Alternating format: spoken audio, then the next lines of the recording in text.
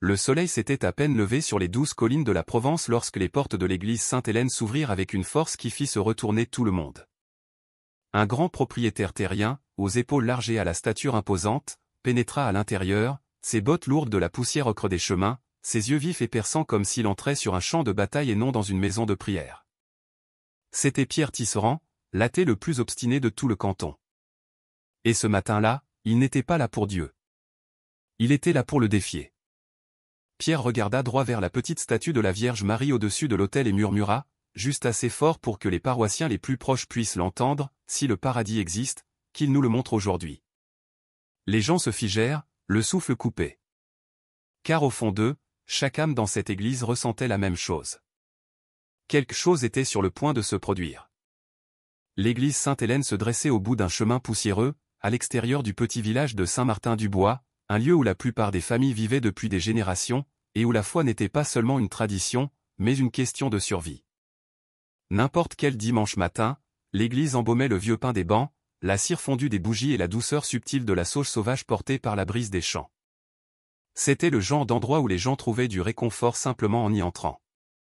Mais pas aujourd'hui. Lorsque la vieille Renault 4 de Pierre Tisserand dérapa sur le parking en gravier, soulevant un nuage de poussière semblable à un orage, même les oiseaux nichant le long des poutres se turent.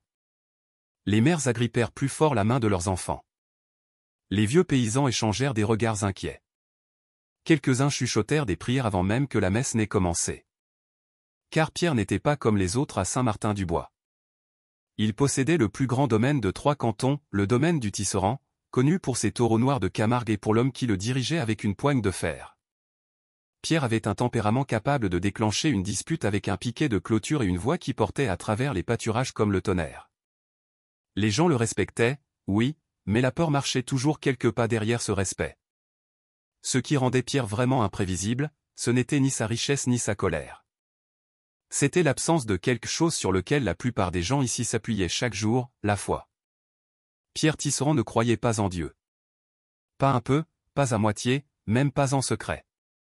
Il l'avait clairement fait savoir plus de fois que quiconque ne voulait s'en souvenir.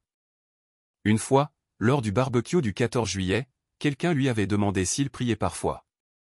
Pierre avait ri si fort qu'il avait failli renverser son verre de vin. Prier pourquoi ? J'ai construit tout ce que j'ai de mes propres mains. Le ciel n'a pas soulevé une seule planche. Mais sous cette voix de fer se cachait une blessure dont personne ne parlait à voix haute. Des années auparavant, son père était mort dans un accident de machine agricole sur le domaine. Pierre était là, 20 ans, couvert de poussière et de panique, suppliant le ciel de lui rendre son père. Le ciel était resté silencieux, et Pierre ne lui avait jamais pardonné. À partir de ce jour, il ferma toutes les portes qui auraient pu le ramener à Dieu. Il cessa d'aller à l'église, cessa d'écouter quand les gens mentionnaient la foi, cessa de croire qu'il existait quoi que ce soit au-delà de ce qu'il pouvait toucher. Alors, quand il entra dans Sainte-Hélène ce matin-là, ce n'était pas parce qu'il désirait soudainement la grâce. C'était parce qu'il voulait s'en moquer. Pierre remonta l'allée centrale à pas lents et lourds, le son de ses bottes résonnant comme un défi. Ses yeux balayaient les rangées de paroissiens qui détournaient rapidement le regard. Il eut un sourire narquois. Tout au fond de l'église, la petite statue de la Vierge Marie se tenait silencieusement au-dessus de l'autel.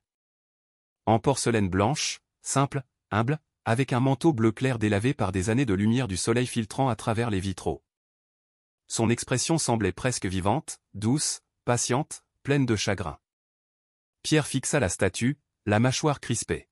« Voyons voir si tout ça est réel », marmonna-t-il. Derrière une petite porte en bois près de la sacristie, le père Michel jeta un coup d'œil discret, reconnaissant instantanément le propriétaire terrien. Il s'arrêta, ferma les yeux un bref instant et fit le signe de croix. « Seigneur, murmura-t-il, donnez-nous la paix pour ce que cette journée apportera. » Car même lui le sentait. Quelque chose dans l'air ce matin-là était différent, plus lourd, plus tranchant, comme si le ciel lui-même retenait son souffle. Le père Michel Dupont servait à Sainte-Hélène depuis près de 12 ans, assez longtemps pour connaître le rythme du village, ses joies, ses blessures et les peurs tacites de ses habitants.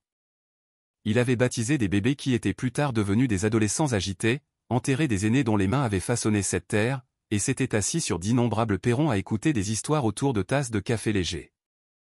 Il comprenait Saint-Martin-du-Bois d'une manière que seul quelqu'un qui l'aimait pouvait comprendre.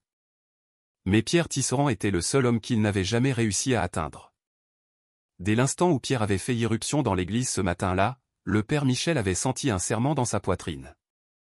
Pas de la peur, mais quelque chose de plus lourd, comme voir un orage se former derrière une crête et savoir que la foudre frapperait tout près. Il enfila sa chasuble verte, inspira lentement, puis s'avança vers l'autel. L'église était inhabituellement tendue. Les parents jetaient des regards vers le banc du fond. Les enfants s'agitaient nerveusement. Même les dames de la chorale, qui étaient normalement des femmes intrépides ayant survécu aux guerres, aux sécheresses et à 3 générations de maris têtus, chuchotaient entre elles. Lorsque le père Michel atteignit l'autel, il vit Pierre assis tout au fond, les bras croisés, une expression taillée dans le granit. Mais il y avait autre chose sur le visage de Pierre, aussi. Quelque chose de subtil qui vacillait sous la dureté, comme une ombre essayant de se cacher dans la lumière. De la peine, une vieille peine, une peine profonde. Le père Michel avait conseillé assez de familles en deuil pour la reconnaître immédiatement. Il ouvrit la messe par une prière douce, mais sa voix portait un léger tremblement. Non pas qu'il craignît la confrontation où les prêtres qui servent dans de petits villages isolés apprennent à affronter les ennuis avec des mains fermes, mais parce qu'il sentait que quoi qu'il arrive aujourd'hui, ce ne serait pas anodin. Les lectures commencèrent. Les paroissiens essayaient de se concentrer, mais leurs yeux ne cessaient de dériver vers le fond. Pierre ne chantait pas, ne s'inclinait pas, ne faisait même pas semblant de respecter le rituel. Il observait simplement tout avec un sourire narquois qui ressemblait plus à une armure qu'à de l'arrogance. Quand vint le moment de l'évangile, les mains du père Michel tremblèrent juste un peu en soulevant le livre. Il le remarqua, et plusieurs personnes dans les premiers rangs aussi. Il s'éclaircit la gorge. L'Évangile selon Matthieu. Heureux les doux, car ils hériteront de la terre. Quelques paroissiens jetèrent des regards rapides et inquiets vers Pierre. Et c'est à ce moment-là que cela se produisit. Un rire léger et sec s'échappa du banc du fond, juste assez fort pour interrompre l'air. Tout le monde se figea.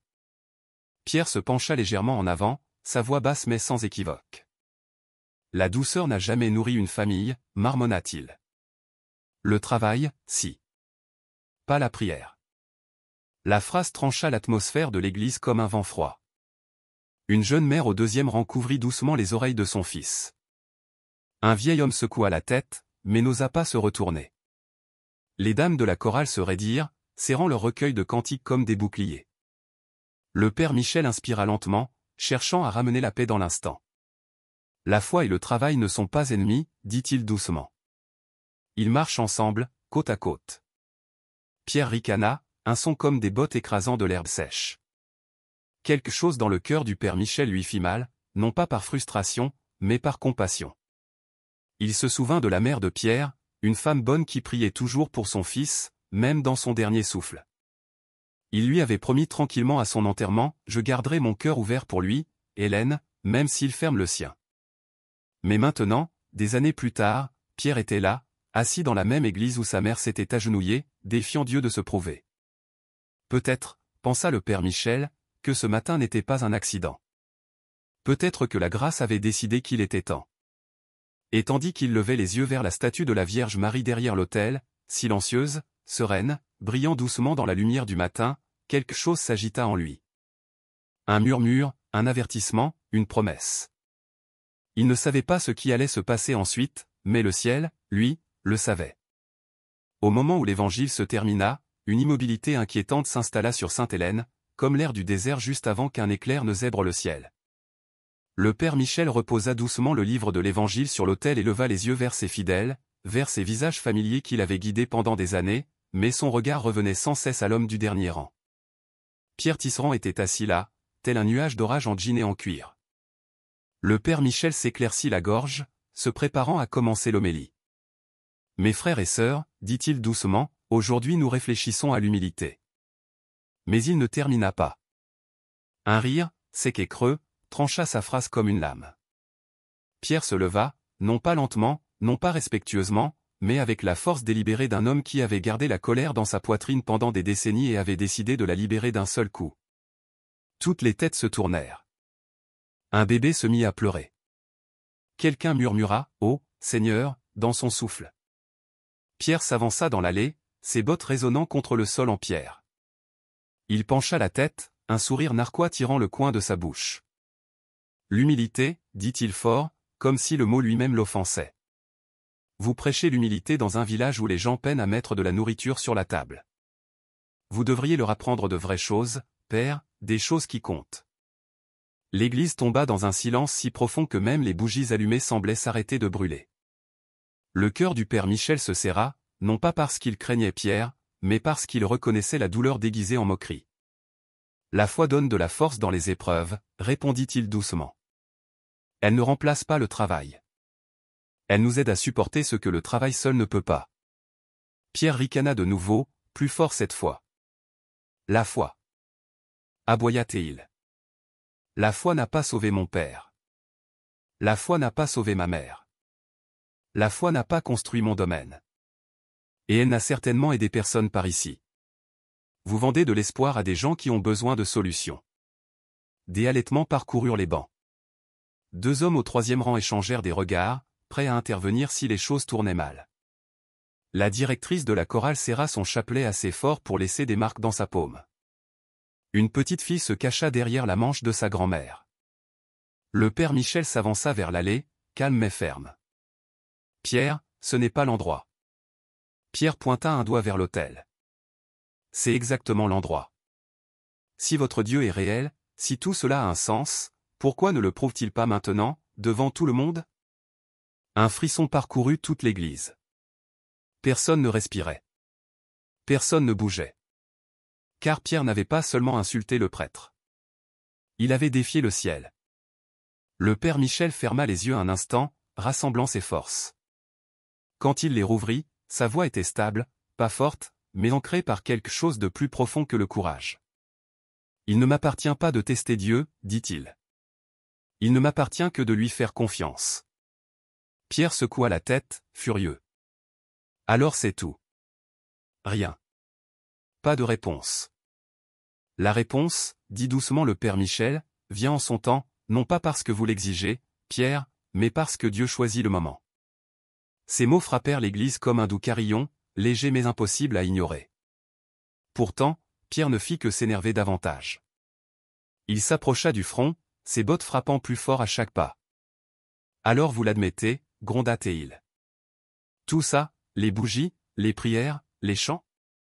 C'est juste une comédie pour que les gens se sentent mieux. » Il se tourna vers la congrégation, sa voix tonnant.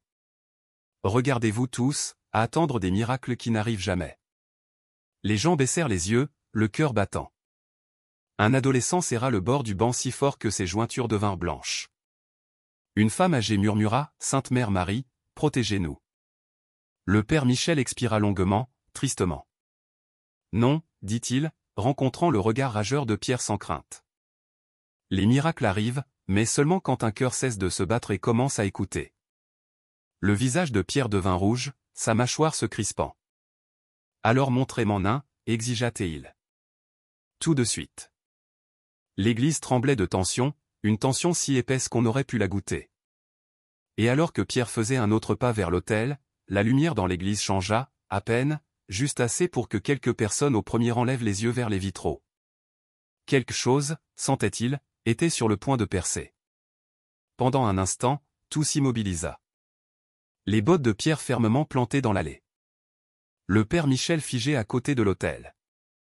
Des dizaines de paroissiens retenant leur souffle, attendant, craignant, priant silencieusement dans leur cœur. Pierre leva le menton avec défi. « Eh bien, dit-il, sa voix résonnant contre les poutres en bois. Rien. » Mais avant que le père Michel ne puisse répondre, quelque chose de subtil changea dans l'atmosphère. C'était si infime au début que personne ne pouvait le désigner, seulement le sentir, une douce pression dans l'air. Un silence qui n'était pas le silence, mais une présence, comme si l'église elle-même inspirait. Le père Michel le sentit d'abord, un picotement à l'arrière de son cou, la sensation familière qu'il n'avait ressentie que quelques fois au cours de toutes ces années de sacerdoce. Des moments de grâce profonde, des moments qui défiaient l'explication. Il tourna les yeux vers la statue de la Vierge Marie au-dessus de l'autel. Et c'est alors que cela se produisit. Un mince et étroit faisceau de soleil perça à travers le vitrail du côté est. Quelque chose qui, physiquement, n'aurait pas dû être possible à cette heure.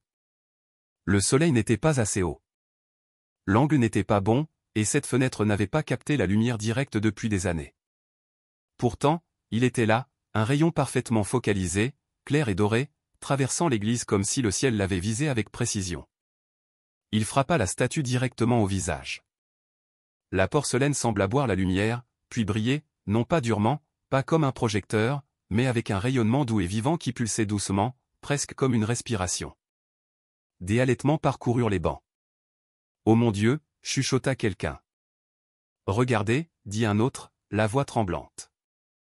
Même les bougies vacillèrent, non pas à cause du vent, mais à cause de quelque chose d'autre, quelque chose ni chaud ni froid, quelque chose d'incontestablement autre. Pierre cligna des yeux, son expression vacillant.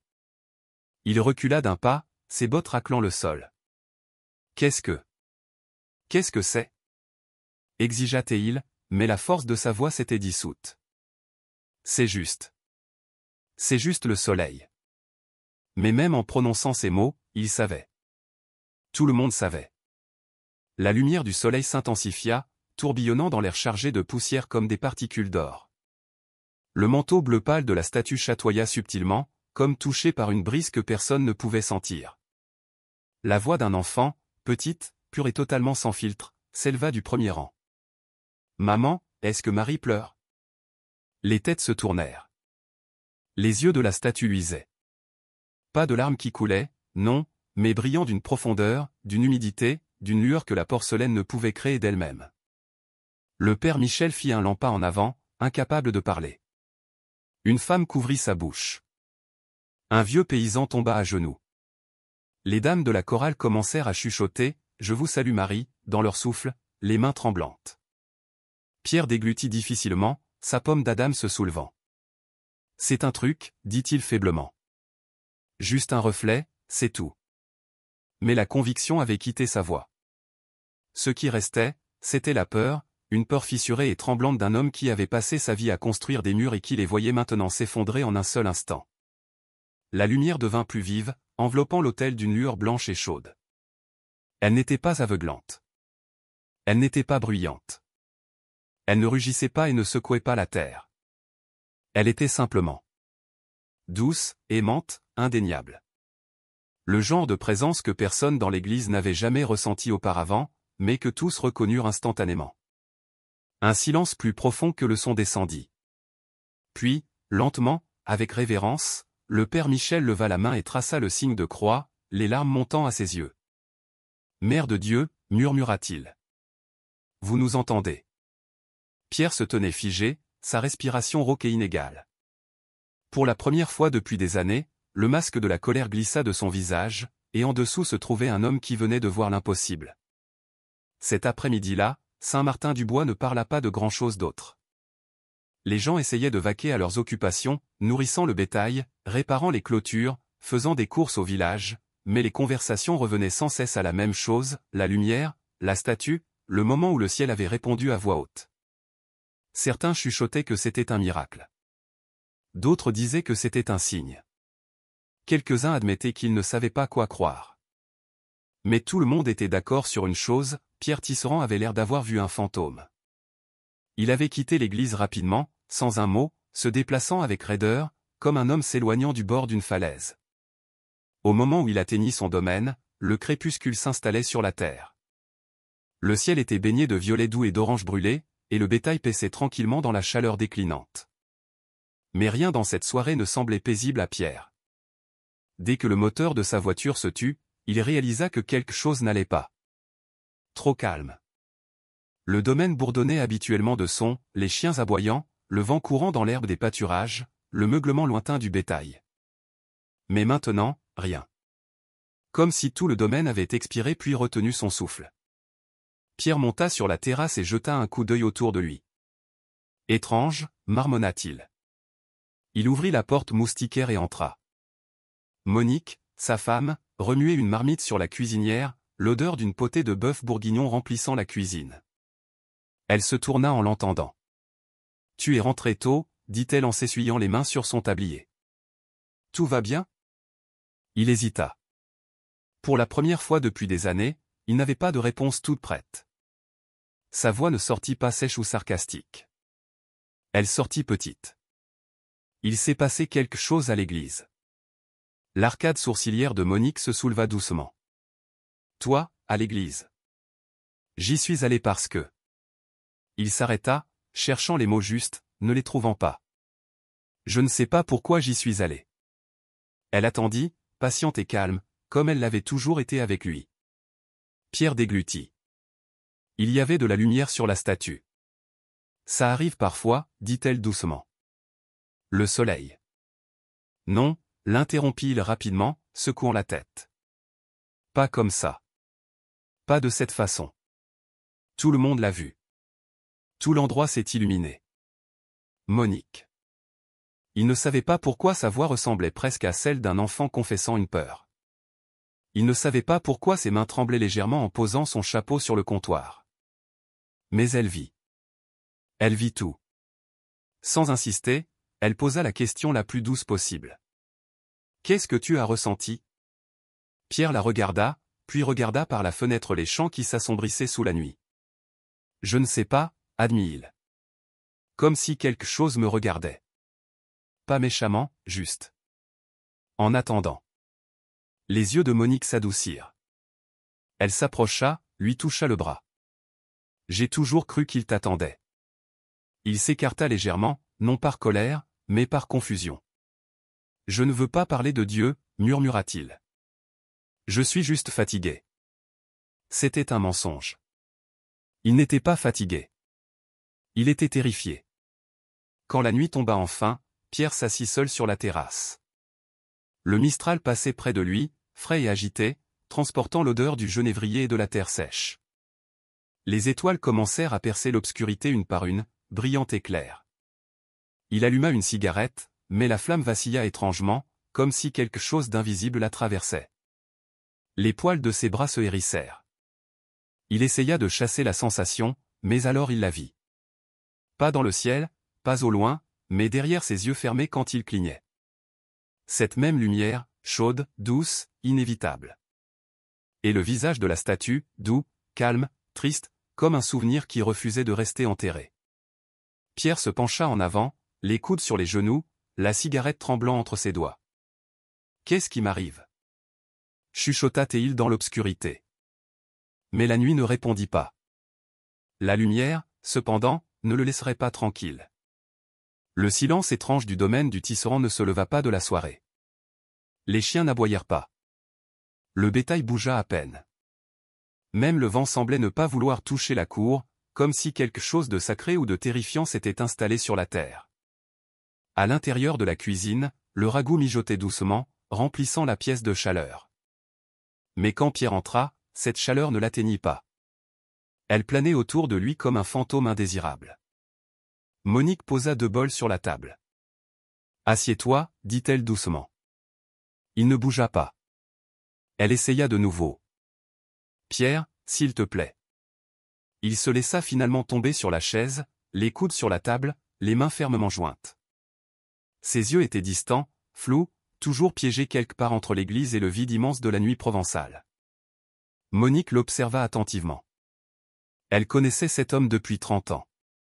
Elle l'avait vu furieux, en deuil, blessé, têtu, même cruel. Mais elle ne l'avait jamais vu comme ça. Secoué. Après un long silence, elle demanda, « Tu veux en parler ?» Non. La réponse fut rapide, sèche, réflexe. Mais Monique ne recula pas. « Tu es rentré pâle comme un linge. Tu n'as pas pu regarder les enfants au dîner. Tu as à peine dit un mot. Il s'est passé quelque chose aujourd'hui, et j'ai besoin de savoir ce que c'était. » Sa mâchoire se crispa. J'ai dit que je ne voulais pas en parler. Elle croisa les bras. Alors peut-être qu'il est temps que tu le fasses. Sa tête se redressa brusquement. La colère dans ses yeux n'était pas dirigée contre elle. C'était la peur portant le masque de la colère. Monique, dit-il entre ses dents.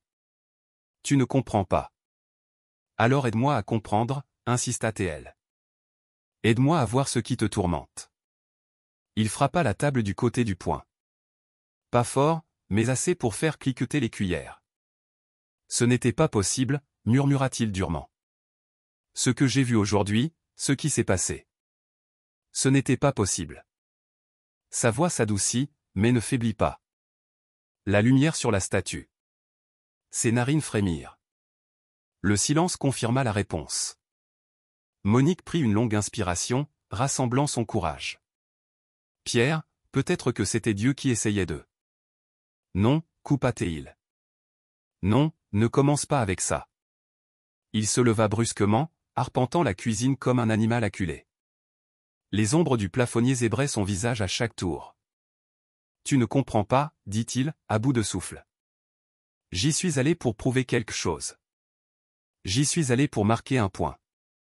Je voulais que tout le monde voie que la foi est inutile. Je suis entré là-dedans prêt à humilier ce prêtre.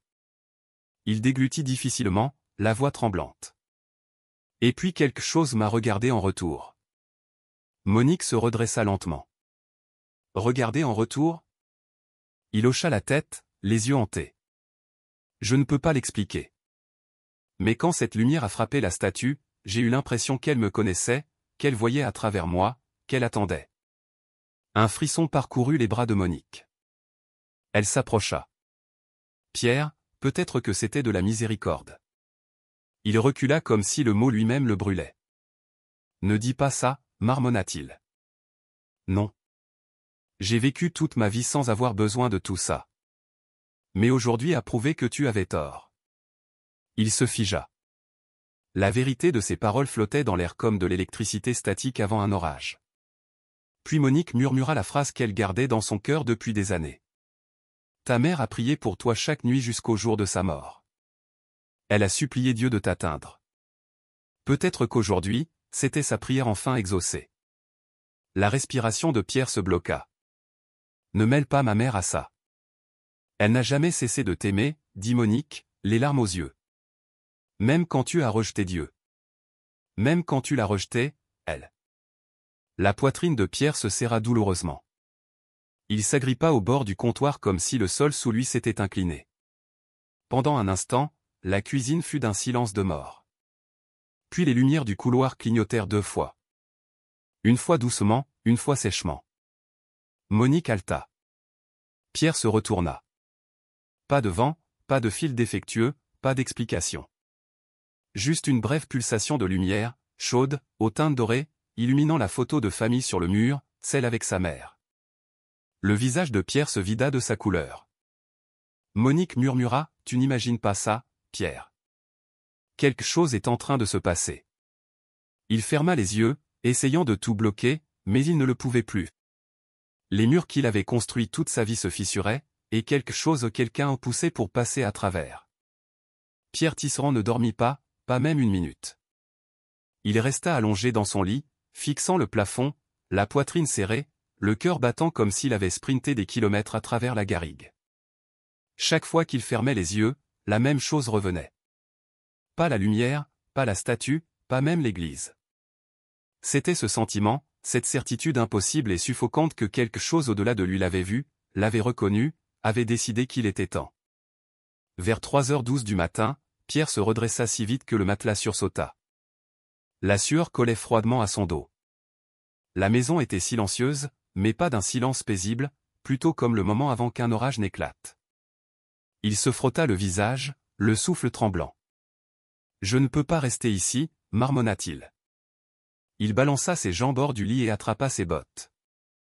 Quand il ouvrit la porte de la chambre, les lumières du couloir clignotèrent à nouveau. 3 pulsations cette fois, dans un motif trop délibéré pour être aléatoire. Monique s'agita dans son sommeil, mais ne se réveilla pas. Pierre resta immobile. Il essaya de se convaincre que c'était électrique, un câblage défectueux, n'importe quoi de normal. Mais quelque chose dans ses entrailles se tordit, une poussée, une attraction, une convocation. Il chuchota dans le noir, « Qu'est-ce que vous voulez de moi ?» Pas de réponse. Juste cette même présence. Il attrapa sa veste, sortit et inspira l'air glacial d'avant l'aube. Le ciel était d'un bleu foncé, ce genre de bleu profond et lourd qui semblait ancien, plus vieux que les montagnes, plus vieux que la peur. Au moment où il quitta la terrasse, le vent se leva brusquement, le fouettant, lui projetant du sable au visage, comme si toute la Provence essayait de le pousser en avant, vers le village, vers l'église, vers ce qui l'attendait là-bas. Pierre monta dans sa voiture, les mains tremblantes en tournant la clé. Le moteur gronda, les phares fendant l'obscurité. Il sortit de l'allée si vite que le gravier gicla derrière lui. La route vers Sainte-Hélène était déserte, serpentant à travers des terres ouvertes et de basses collines.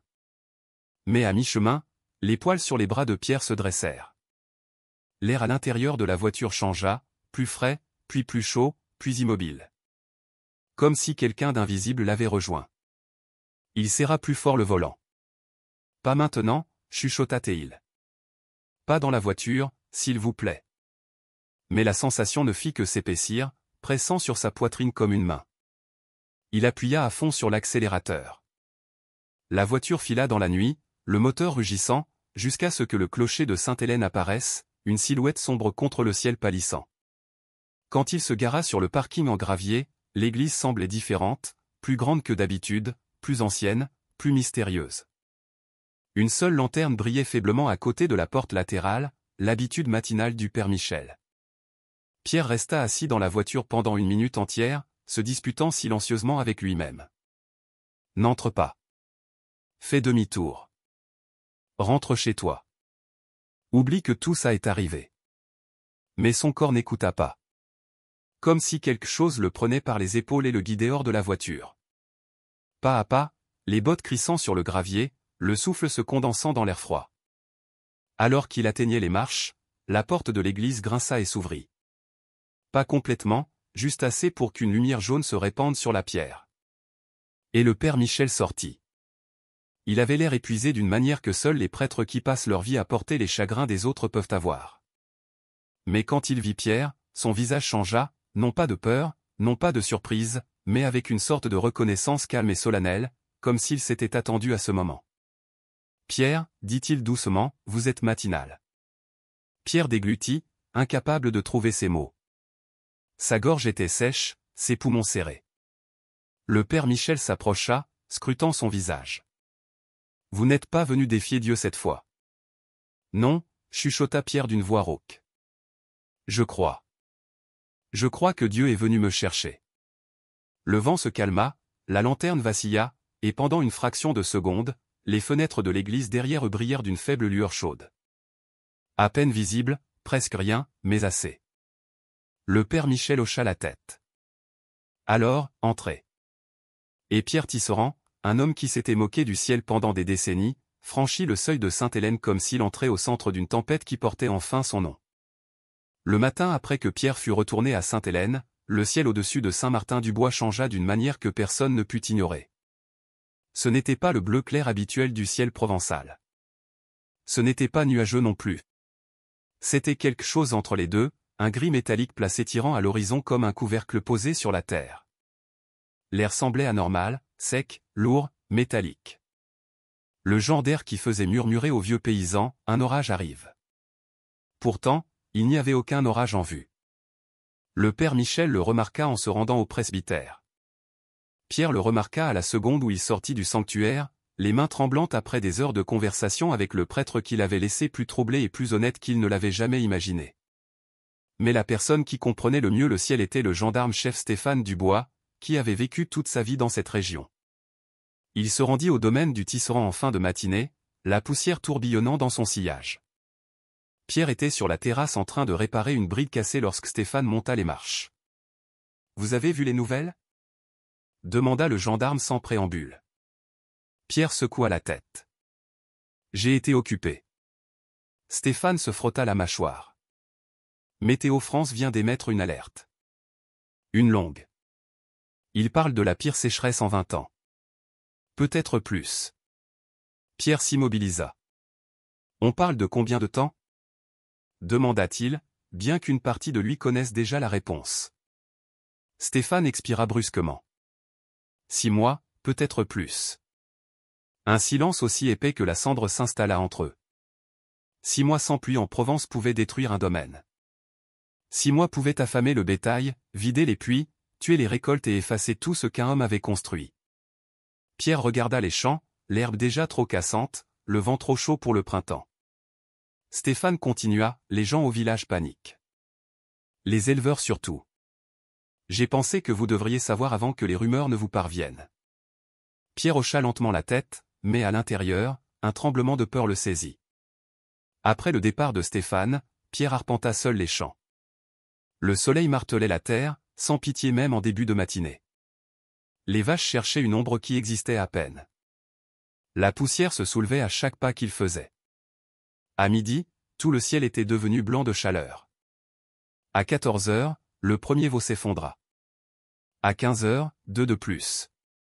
Pierre s'agenouilla dans la terre sèche, passant une main tremblante sur le cou du veau le plus faible. L'animal respirait faiblement, la langue sèche, les yeux vitreux.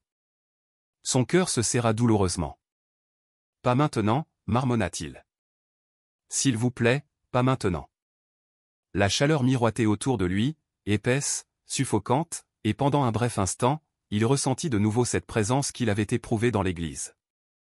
Pas réconfortante maintenant, pas douce, mais exigeante, comme si elle lui demandait « Me fais-tu confiance quand le sol se fissure sous tes pieds ?» Pierre recula en titubant, le souffle coupé. Il chercha désespérément autour de lui quelqu'un d'autre, quelque chose d'autre, n'importe quelle explication qui ne soit pas divine. Mais la terre était vide. Seulement lui, seulement la chaleur, seulement la question à laquelle il ne savait pas comment répondre. En fin d'après-midi, la panique se propagea dans tout Saint-Martin-du-Bois.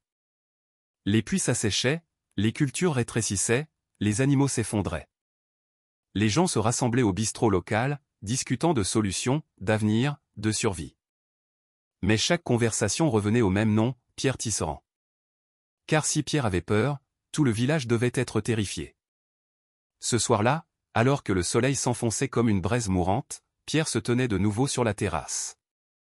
Le domaine s'étendait devant lui, aride, cassant, brûlant sans flamme. Monique se tint à ses côtés. « À quoi tu penses » chuchota T.L.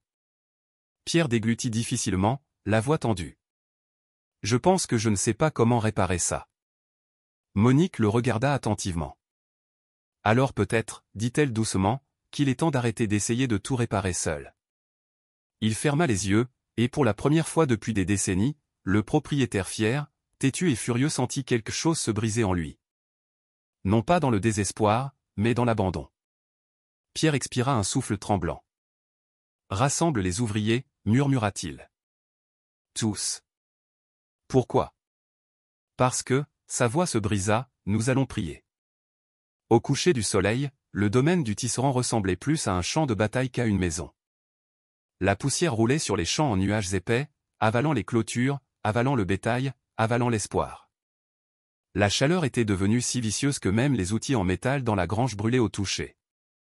Quand Pierre appela les ouvriers à se rassembler dans la cour, ils vinrent à contre-cœur, les visages tendus, les chemises trempées de sueur, les bottes traînant dans la poussière qui s'élevait comme de la fumée.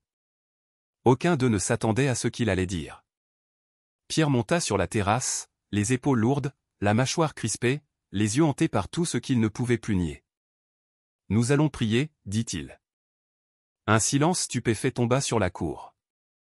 Même Marcel, le plus ancien ouvrier agricole, un homme qui avait survécu à plus de sécheresse que n'importe qui présent, cligna des yeux avec incrédulité. « Prier » répéta-t-il comme si le mot était étranger. Pierre hocha la tête, la voix rauque.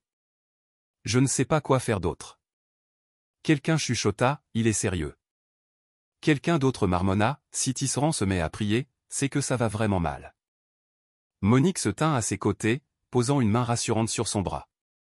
Elle ne parla pas. Elle n'en avait pas besoin. Tout le monde le voyait. La peur dans ses yeux, l'épuisement dans sa posture, la supplication silencieuse pour que son mari s'accroche au courage qui lui restait.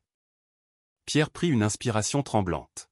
« Mettez-vous en cercle. » Ils obéirent, non pas parce qu'ils y croyaient, mais parce qu'il n'y avait plus rien en quoi croire. Ils formèrent un cercle lâche dans la lumière mourante. Tous regardant Pierre comme s'ils le voyaient pour la première fois. Pierre retira son chapeau, ce qu'il ne faisait presque jamais. Il regarda la terre pour laquelle il s'était battu toute sa vie. Puis il leva les yeux vers le ciel, vide, brutal, silencieux. Il força les mots à passer le nœud dans sa gorge. « Dieu, je ne sais pas comment faire ça, » commença-t-il, la voix tremblante. « Je ne sais pas si vous m'entendez.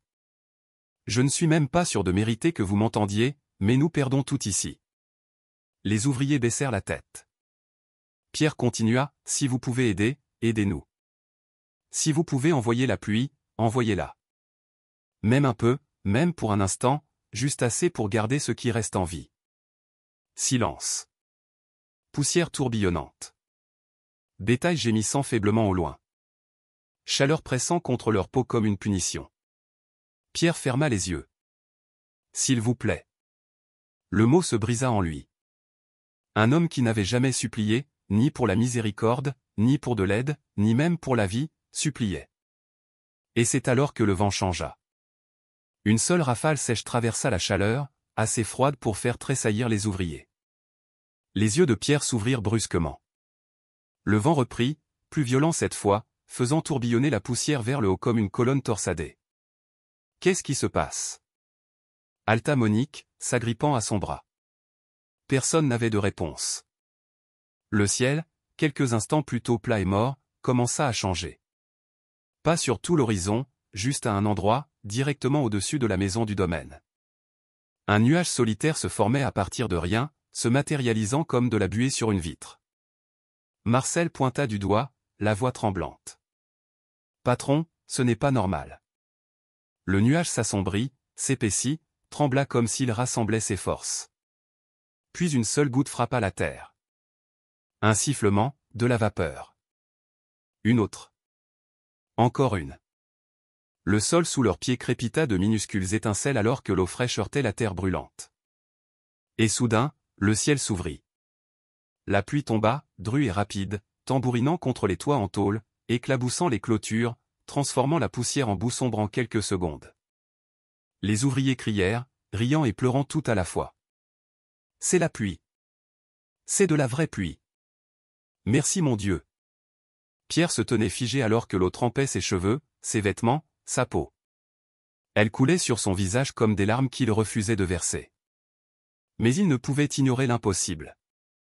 La pluie ne tombait que sur le domaine du tisserand. Pas un centimètre au-delà de ses clôtures, pas un mètre sur les terres voisines. Seulement ici. Un miracle avec des frontières. Et chaque personne présente le vit. Alors que l'averse s'intensifiait, Pierre tomba à genoux, la boue dure éclaboussant autour de lui. Il s'en fichait. Il n'essaya pas de cacher le tremblement dans sa poitrine. Au-dessus de lui, le nuage d'orage solitaire pulsait d'une étrange lueur intérieure, comme une lanterne tenue dans la main de quelque chose d'invisible. Pierre chuchota à travers la pluie. « Merci. » Pour la première fois de sa vie, les mots ne brûlaient pas. Il guérissait. La pluie dura exactement 18 minutes. Pas 17, pas 19. 18. Juste assez longtemps pour tremper les champs, raviver le sol et refroidir l'air brûlant.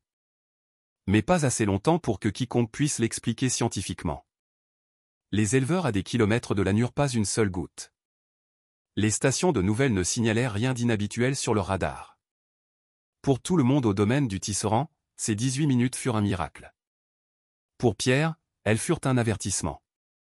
Parce que les miracles, réalisa-t-il soudain, ne venaient pas sans conséquence ni attente. À minuit, le domaine était tombé dans un calme étrange et lourd. Le bétail gisait calmement pour la première fois depuis des jours. Les ouvriers rentrèrent chez eux, trempés et stupéfaits, chuchotant des prières qu'ils n'avaient pas prononcées depuis des années. Pierre s'assit sur la terrasse, fixant le ciel maintenant clair. Il murmura, « Pourquoi moi ?» La nuit ne répondit pas, mais quelque chose en lui insista, ce n'est pas fini. Il n'avait pas tort. À l'intérieur de la maison, Monique finissait les corvées dans la cuisine quand elle s'arrêta soudainement, s'agrippant au comptoir. Un frisson parcourut son corps, violent, comme une plongée dans de l'eau glacée.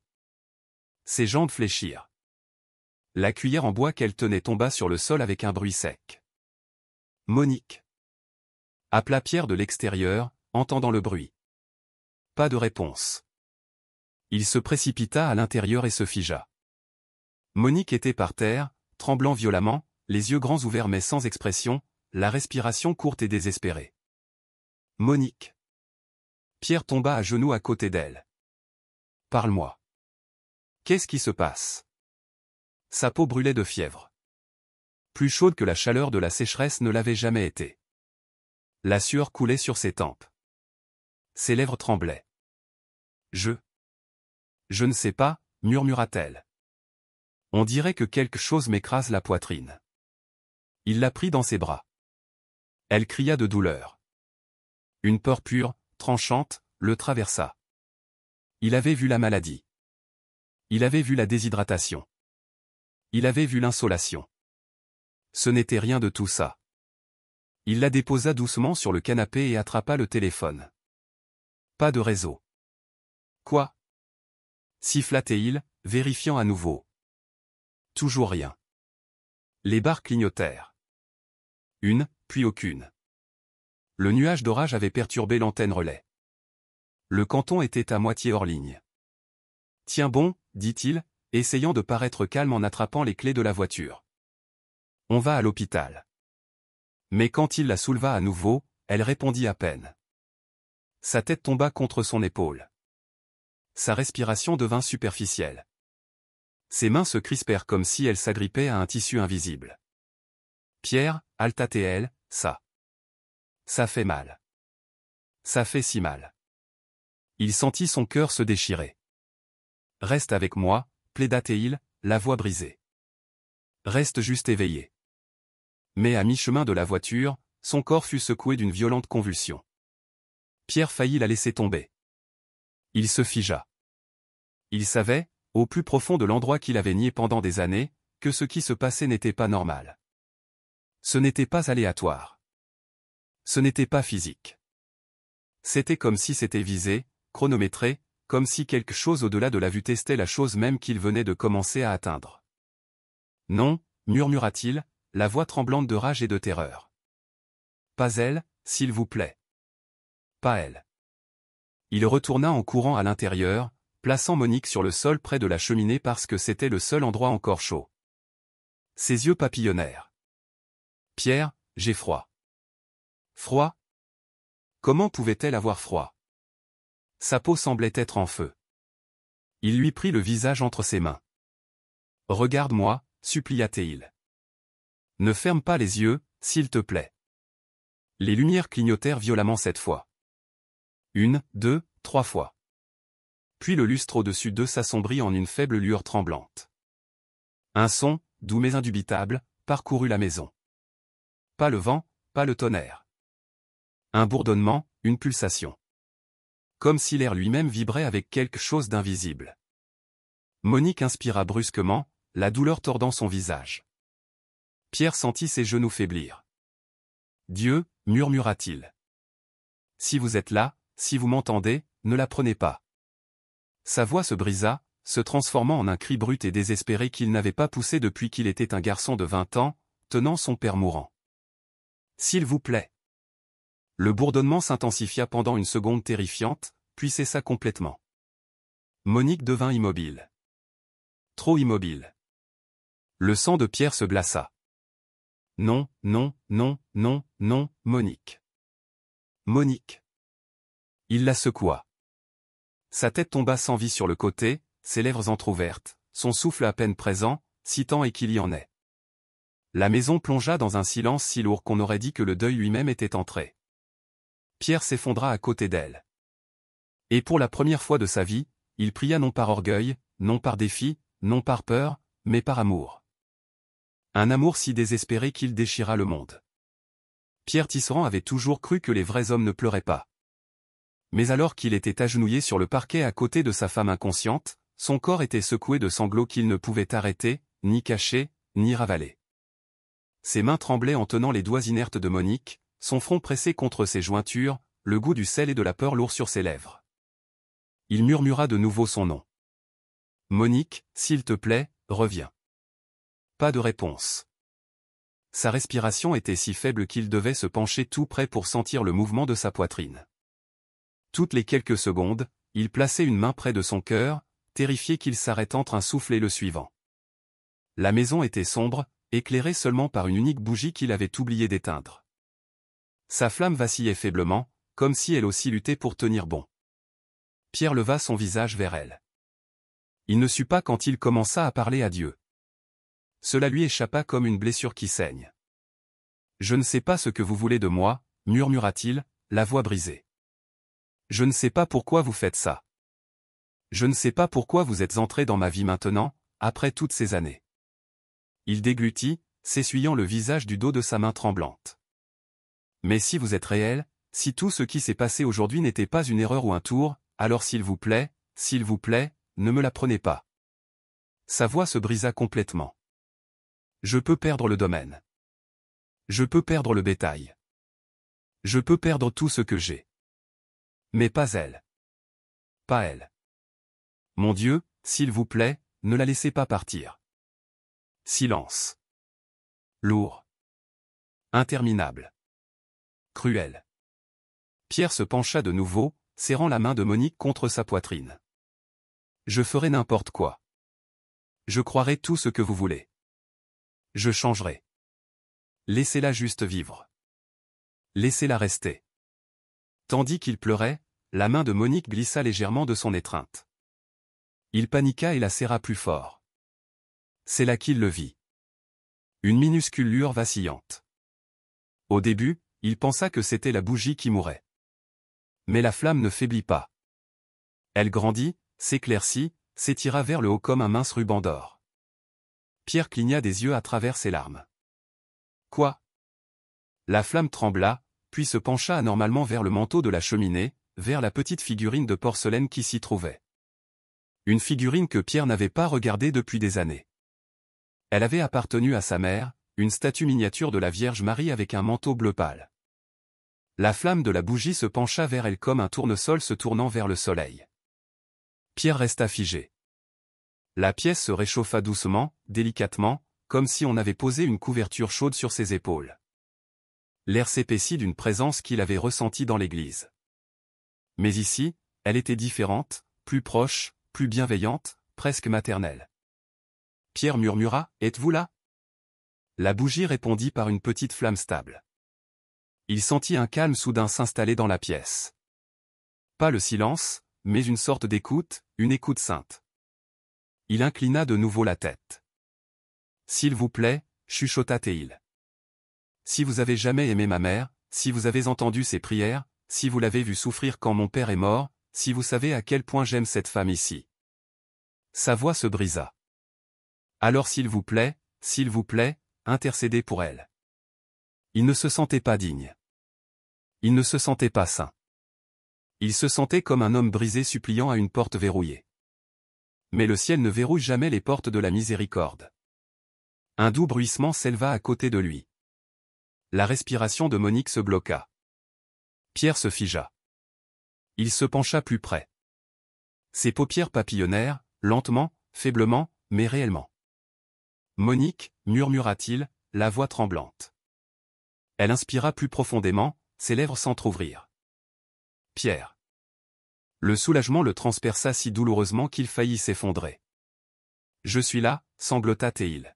« Je suis juste là. » Elle tendit faiblement la main vers lui, tremblante. « J'ai rêvé d'elle. » Pierre déglutit difficilement. « De qui ? » La femme en bleu, murmura-t-elle. Elle a touché mon visage et a dit, « Ton cœur s'est enfin ouvert. » Monique referma les yeux, mais cette fois, elle ne s'évanouissait pas. Elle se reposait, respirait, vivante. Pierre pressa son front contre sa main. Les larmes coulaient librement. Pas de peur cette fois, mais d'une gratitude si profonde qu'elle fit trembler tout son corps. La flamme de la bougie se calma. La chaleur se dissipa dans l'air. La présence se retira. Et Pierre sut qu'il n'avait pas prié seul. Monique dormit paisiblement toute la nuit. Sa respiration régulière, sa fièvre disparut comme un mauvais rêve emporté par le vent de l'aube. Pierre ne dormit pas. Il resta assis à côté d'elle, la main dans la sienne, craignant de détourner le regard ne serait-ce qu'une seconde.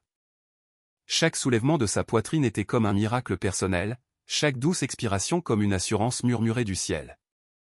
Lorsque les premières lueurs du matin filtrèrent à travers les rideaux, Pierre s'autorisa enfin à respirer.